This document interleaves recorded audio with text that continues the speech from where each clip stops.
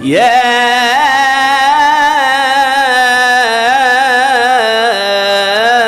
أيها الذين آمنوا اذكروا الله ذكرا كثيرا وسبحوه بكرة وأصيلا هو الذي يصلي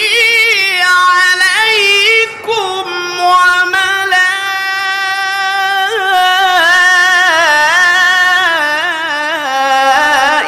وملائكته